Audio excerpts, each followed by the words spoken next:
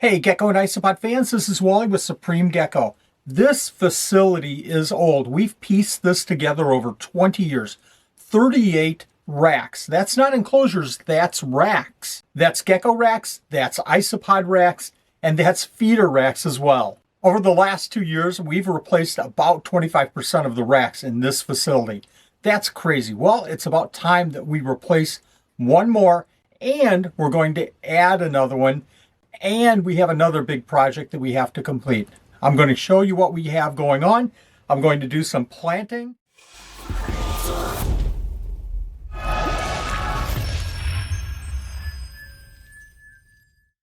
In a recent video that we did of our full facility, I showed you all the racks that we have going on here.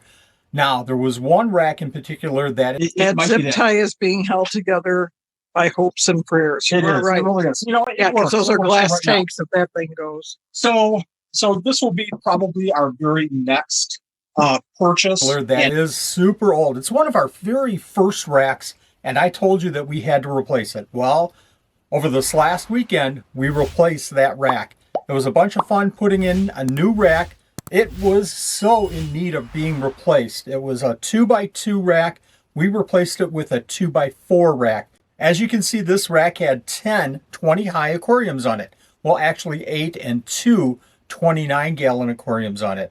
We use this rack for our crested geckos, and it's worked out so well, but it is old. It has to be almost 20 years old.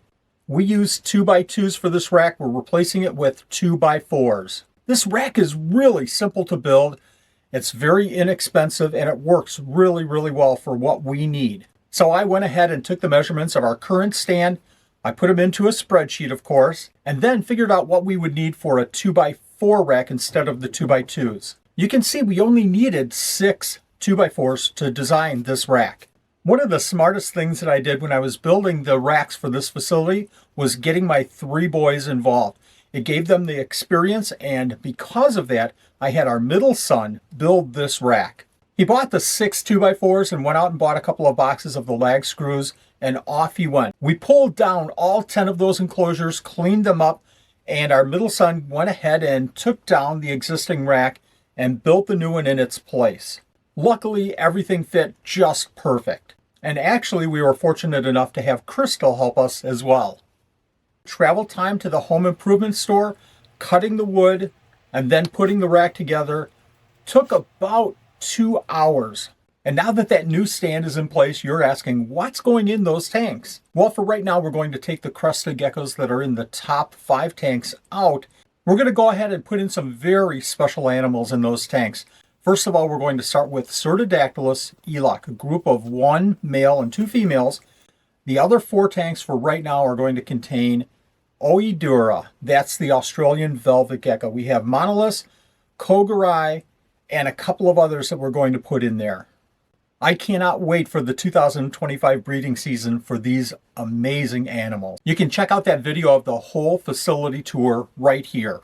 Just a few weeks ago, we showed you a video of building a whole rack for under $35. I believe I'm going to have a lot of baby arboreal geckos coming up in 2025, and I need a place to house them and grow them up. Currently, all of my baby grow-out tanks are really focused on terrestrial animals. I need grow-out containers that are more high than long. So I went ahead and did a little research and found this great stand on the internet. Ordered it, it came in, we put it together one afternoon, and it is working perfect. Now I just need the enclosures on the stand. I went out and bought some of these deli cups. You can see them right here. And I bought these cereal containers as well. We're going to set up these cereal containers with a wire mesh on top. That will allow the light to come in, and it will also offer a lot of ventilation. Let's take a look at this stand right now. Take a look at this. This rack is going to hold 42 enclosures for baby geckos. I cannot wait to fill this rack up. Now, on to our third project. Over the last year and a half, we built a rack system with these shoe boxes. I did a couple of videos. I'll share one right here. These shoe boxes work out so well. Our rack system has 42 compartments for growing out crested geckos. Now that grow out means we raise them from about a month and a half to 2 months old, all the way up to about 7 months old. They're the perfect size, they're easy to get into, they're easy to clean, absolutely perfect except for one detail. They are hard to mist. So to mist these enclosures, I have to open every single door and do the misting, and that is a pain in the butt. You can see here that we have most of our other containers with a vent right on the front of the enclosure. That allows us to mist, and we mist with a garden hose to make it so much quicker, but we can go through misting in just a few minutes for our whole facility. But these shoe boxes take so much time to mist. I had to come up with some kind of a solution. So our solution was pretty simple. We have these vents at Supreme Gecko. They work perfect. They're the perfect size to allow us to mist without getting the water coming right back at us. Perfect size.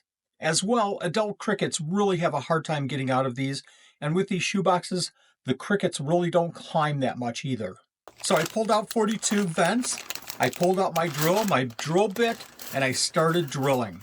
Now these shoe boxes have good ventilation in the back, but these vents will help increase the ventilation in these shoe boxes. I was concerned that the doors would be a little bit difficult to pull off of these shoe boxes, but it's a matter of just getting a little bit of leverage and click, click, they come right off.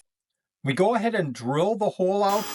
We use a razor blade to clean up the edges of that hole so that we can fit the vent in.